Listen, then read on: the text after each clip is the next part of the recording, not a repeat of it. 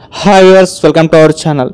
So Nandamuri Taraka Ramarao గారు, so senior NTR గారు, so ఆయన వర్ధంతి 28వ వర్ధంతి సందర్భంగా ఆయన సినీ ప్రస్థానం, ఆయన రాజకీయ ప్రస్థానం, సో వీటన్నిటి గురించి ప్రముఖ ప్రొడ్యూసర్ త్రిపురనేని చిట్టిబాబు గారు ఉన్నారు. వారిని అడిగి ఒకసారి తెలుసుకునే ప్రయత్నం అయితే చేద్దాం. సార్ నమస్కారం. సార్ నమస్తే సార్, మరి ఎన్టీఆర్ గారి 28వ వర్ధంతి సందర్భంగా ఏంటి ఆయన సినీ ప్రస్థానం గురించి, ఆయన రాజకీయ ప్రస్థానం గురించి మీ మాటల్లో? సార్, ఆయన సినీ ప్రస్థానం అయినా రాజకీయ ప్రస్థానం ఒక క్రమశిక్షణకి మారుపేరుగా నిలిచిన వ్యక్తి. నిర్దిష్టమైన విధానాలు, నిర్దిష్టమైన పద్ధతులు, ఒక హావభావాలు కానీ ఒక క్రమశిక్షతోటి డిసిప్లిన్, ఒక వేషం సినిమా చేస్తున్నా ఆ పాత్రకి ఒకసారి డిసిప్లిన్ నిర్మాతతోటి కథ చేయటం ఒప్పుకున్నాక నిర్మాతను ఇబ్బంది పెట్టడం కానీ, డైరెక్టర్ చెప్పింది కాదు ఇలా కాదు అలా చేస్తాట కానీ ఏనాడు లేదు. ఒప్పుకునేంత వరకు ఆయన ఇష్టం. ఎవరు ఏ హీరో అయినా చేయటానికి ఒప్పుకునేంత వరకు వాళ్ళ ఇష్టాలు పోయారు.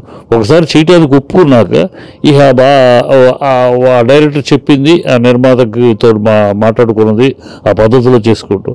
అట్లా ఆ డిసిప్లిన్ వాళ్ళ ఇండస్ట్రీ నేర్చుకోవాలి. ఆ ఇండస్ట్రీ ఆయన ఉన్న రోజుల్లో అందుకని ఇండస్ట్రీ చాలా గోల్డెన్ ఎరా అందుకే అన్నారు.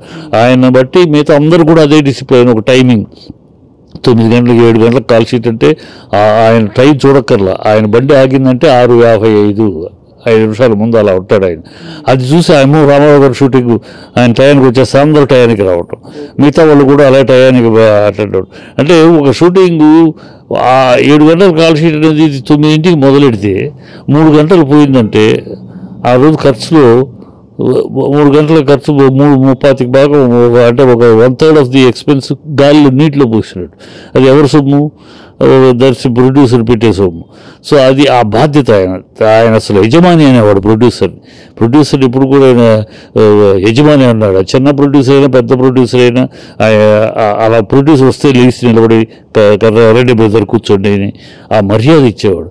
ఆ ప్రొడ్యూసర్స్కి మర్యాద. డబ్బులు పెట్టేవాడు క్యాషియర్గా అయిపోయాడు. వాడు పరిస్థితుల్లో డబ్బులు పిచ్చేవాడు వస్తే వాడు ఏదో పిచ్చేవాడు పాప వచ్చాడు అన్నట్టు చూస్తున్నారు. వచ్చే గౌరవము మర్యాద ఏమీ లేదు. ఆ రోజుల్లో మరి ప్రొడ్యూసర్లు గౌరవంలో బతికారంటే రామారావు గారు కారణం. రామారావు గారు ఎప్పుడైతే ప్రొడ్యూసర్లు యజమాని అని చూసేవాడు, మన డబ్బులు పెట్టి వాళ్ళు సినిమా డబ్బులు పెట్టి సినిమా తీస్తే కదా బ్రదర్ మనం అని ఒక ఆ ప్రొడ్యూసర్ ఆ విలువ పెట్టబట్టి ఇండస్ట్రీ మొత్తం కూడా ప్రొడ్యూసర్లకంటూ విలువ ఇచ్చేది. ఆ రోజులు పోయింది. ఇవాళ ఈ హీరోలు చుట్టూ తిరిగే ప్రొడ్యూసర్లు తప్పితే అప్పుడు హీరోల దగ్గర కాల్ షీట్లకు వెళ్ళేవారు, కానీ ఆ రెస్పెక్ట్స్ హీరోస్ ఇచ్చేవారు.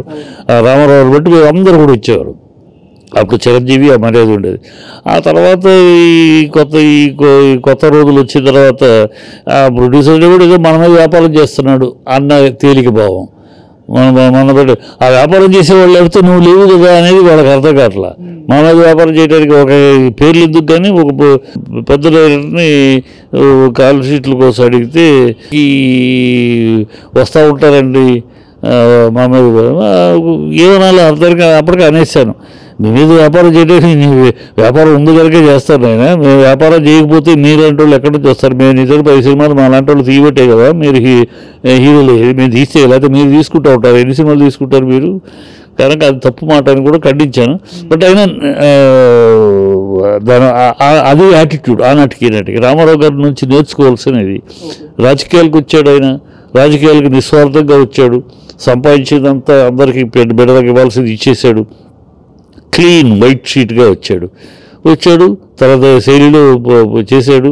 తెలుగువాడి ఆత్మ గౌరవాన్ని వాళ్ళ ప్రపంచంలో ఎక్కడ తెలుగువాడు ఉన్నా రామారావు అనగానే ఆ తెలుగు ఆత్మాభిమానానికి ప్రతిబింబం ఆయన, నిలువుటద్దం ఆయన. ఆ పంచకట్టు, ఆ టీవీ ఆడి అదొక గొప్ప అధ్యాయం ఆయన జీవితం.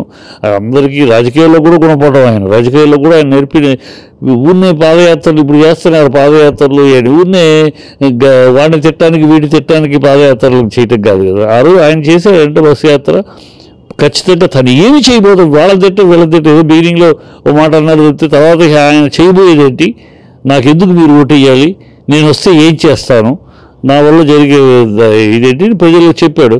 ప్రజలకి విశ్వాసం కలిగించాడు. ఎస్ ఈయన వస్తే నిజంగా చెప్పి చేయగలడు. అది ఆయన చేసింది. అది ఆ దూరంలో నడవట్లేదు. ఇప్పుడు ఊరిని పాదయాత్ర అంటే వాడిని తిట్టడానికి వీడిని తిట్టడానికి పాదయాత్రలో తప్పితే ఒకళ్ళొకళ్ళు తిట్టుకుంటానికి దరిద్రంగా తప్పితే తిట్టుకుంటానికి కాదు. పాదయాత్రలు అంటే ప్రజల మధ్యకి వెళ్తున్నావు అంటే నువ్వు వస్తే ఏంటి, నువ్వు వస్తే ఏ సమస్యను నువ్వు ఎలా పరిష్కరిస్తావు, అదనంగా నువ్వు ఇచ్చేదేంటి ప్రజలకి, ఇది చెప్పగలగాలి, ఈ చెప్పింది ప్రజలు విశ్వసించేలా వాళ్ళ విశ్వాసం నమ్మకం కలిగించాలి. దాని ప్రయోజనం అది రామారావు గారు చేయగలిగారు. ఆ తర్వాత కొంత రాజశేఖర రెడ్డి చేశారు. రాజశేఖర రెడ్డి గారు ఆరోగ్యశ్రీ అని అది కానీ చేశారు. అందువల్ల వాళ్ళు ఇప్పటికీ మిగిలి ఉన్నారు. మిగతా వాళ్ళంతా ఊరి గాలివాటం ఏదో మాట్లాడటం తప్పితే తిట్టం, వాడిని తిట్టం, పాదయాత్ర అంటే ప్రజలు కనబడిన పూనకాలు వచ్చేటట్టు మాట్లాడటం తప్పితే అవన్నీ కూడా పెద్ద ఆయన దగ్గర నేర్చుకోరు. ఊరిని పాదయాత్ర ఆయన చేశాడు కదా మనం చేద్దామంటే కాదు. ఆయన చేసిన తీరు ఏంటి, ఆయన చేసిన విధానం ఏంటి, ఆయన చేసిన ప్రామిస్లు ఏంటి, ప్రజలను ఎలా ఒప్పించారు, ఎలా మెప్పించారు, అందుకని అంత అఖండ మెజారిటీ ఇచ్చారు కదా ఆ 9 నెలలు చరిత్ర రికార్డు. సో అట్లా ఆయన దగ్గర నేర్చుకోవాల్సిన గొప్ప లక్షణాలు ఉన్నాయి. చిన్నవాళ్ళను కూడా గౌరవించటం. ఆయన దగ్గరికి ఎవరో గారు అని తప్పితే, బ్రదర్ అని తప్పితే, ఎరా ఊరే అనే మాటలు ఆయన నోట పెట్టడం. ఒకవేళ పొరపాటు ఒక బూతు మాట రావాల్సి వచ్చినా కూడా గారు పెడతాడు ఆయన. జోక్ కాదు, నిజంగా నా చెవులారా విన్న మాటలు చెప్తారు. నా అదృష్టం ఆ మహానుభావుడితోటి పనిచేశాను. ఆ మహానుభావుడు ఒళ్ళో కూర్చున్నాను చిన్నప్పుడు. ఆ తర్వాత ఆయనతో పనిచేశాను. ఆ తర్వాత చీఫ్ మినిస్టర్ అయినా కూడా ఆయన కలవడం అదృష్టం. ఆయనతో నాకున్న పరిచయం అంటే మా నాన్నగారు వెళ్ళనుకోండి. మా నాన్నగారు త్రిపురనేని మహారథి, ఆయన బాగా సోదర సమానుడు, ఇద్దరు బాల్యమిత్రులు కనుక ఆయన సినిమాలు ఎక్కువ నాన్నగారు రాయటం, కంచుకోట, బెందిపాటు, నిలువు పిడితే ఇలా అనేక సినిమాలు ఆయన సూపర్ హిట్లు రాయటం, ప్లస్ బంధం పక్కపక్క ఊళ్ళు. ఆ బంధం ఉండటం వల్ల ఆ బంధంతో నాకు ఆఖరి రోజుల్లో, ఆయన చనిపోయే రోజుల్లో కూడా మహత్తరమైన అదృష్టం. నాకు చనిపోవడానికి ముందు రోజుల్లో కూడా మా నాన్నగారు రోజు ఆయన కలవటానికి వెళ్తుండేవారు. ఆయనే రమ్మనేవారు. సాయంకాలం అయితే 3 గంటలు అయితే మా నాన్నగారికి వెళ్ళాల్సి లేట్ అయితే ఫోన్ వచ్చేది, ఏం బ్రదర్ వెయిట్ చేస్తున్నామని. అట్లా ఆయన దగ్గరికి వెళ్ళటం, అలాగే నాన్నగారితో వెళ్ళటం. ఆ టీవీ, ఆ దర్పం, ఆ తెలుగుతనం, మహానుభావుడు. ఆయన గొప్ప. ఆయన స్మరించుకుంటాం 28 ఏళ్ళు కాదు, ఇంకో 200 ఏళ్ళు, 280 ఏళ్ళు అయినా కూడా ఆయన ఈ దేశం స్మరించుకుంటూనే ఉంటుంది. ప్రతి తెలుగువాడు గుండె ఆయన్ని తలుచుకుంటూనే ఉంటుంది. ఆ గుండెలో నిలిచి కొలువున్న తెలుగుతనం ఆయన తెలుగుతనానికి డిక్షనరీలో తెలుగుతనానికి పర్యాపదం చూస్తే ఎన్టీఆర్ అనే కనపడుతుంది.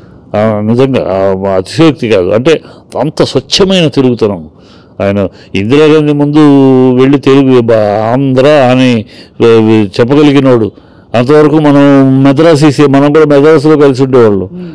No, we are not Madrasis, we are Andhras, మాదంటూ ఒక రాష్ట్రం ఉంది, మేము అని ముందు జబ్బతడి చెప్పిన ఒక మహానుభావుడు. తెలుగుతనానికి వనె తెచ్చినవాడు. పంచకట్టు, ఆయన పంచకట్టు కూడా అలా ఆ విగ్రహం నిలబడితే చేతులు నమస్కరించాల్సి పడితే ఇంకోటి కాదు. నేను నా జీవితంలో అనేక సందర్భాలు చూశాను. ఆయన విమర్శించేవారు కూడా. ఆయన కనపడగానే నమస్కారం దండ పెడతారు తప్పితే, ఆ ఎదురుగుండా సింహం ముందు నుంచున్నట్టే తప్పితే ఆయన ముందు ఇంకోళ్ళకి దాటిగా నిలబడే స్థాయి లేదు. స్థాయి అంటే అలాంటి విగ్రహం, అలాంటి బాడీ లాంగ్వేజ్ కానీ, ఆ నడక కానీ, ఆ వచ్చస్సు కానీ, ఆ మాట తీరు కానీ, వాగ్దాటి కానీ, హెడ్స్ ఆఫ్ మహానుభావుడు. మన తెలుగు వాళ్ళు గర్వించుకోదగిన ఒక పేరు నందమూరి తారక రామారావు అనే పేరు ప్రతి తెలుగువాడు గర్వంగా చెప్పుకోగలిగిన పేరు, ప్రపంచవ్యాప్తంగా చెప్పుకోగల పేరు. సార్, కొన్ని సినిమాలకు ఆయనే డైరెక్టర్గా, ఆయన ప్రొడ్యూసర్గా, ఆయనే కొన్ని పాత్రలు పోషిస్తూ ఉంటారు. కృష్ణుడిగా, దుర్యోధనుడిగా, అలా 2-3 పాత్రలు.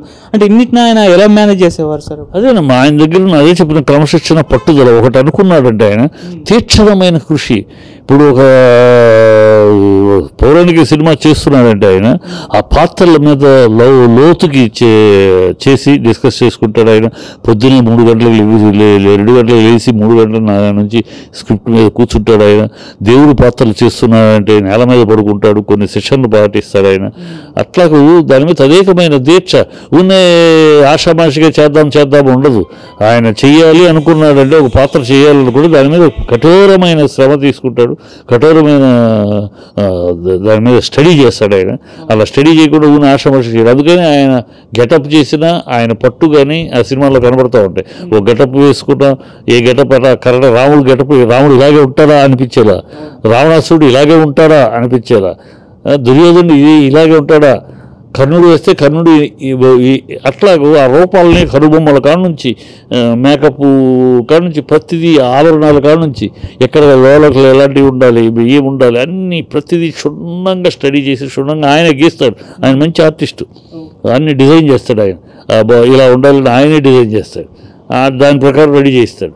అట్లా క్రమశిక్షణ, దీక్ష, నిష్ఠాగరిష్టమైన అవన్నీ ఉన్నాయి. ఈ హ్యాట్స్ ఆఫ్ ఆయన డెఫినెట్గా. అందుకనే ఆయన పాత్రలు ఆ జీవనం లేవమంటాయి. దుర్యోధనుడి పాత్ర రావణాసురుడి పాత్ర వేసి కూడా మెప్పించగలిగారంటే చూడండి. ఒకే సినిమాలో దుర్యోధనుడు కృష్ణుడు కర్ణుడు చూసాం మనం. అనితర సాధ్యం అది అని మరొక వాడు మరో 100 ఏళ్ళకు కూడా అలా చేయలేడు. చేయడం లేదు, చేసేవాడు ఎవరైనా చేయొచ్చు, మెప్పించలేరు. అలా చిరస్థాయిగా మెప్పించగలిగిన మహానుభావుడు, మహానటుడు, మహా వ్యక్తి, తెలుగు తనానికి ఒక మారు పేరు ఆయన.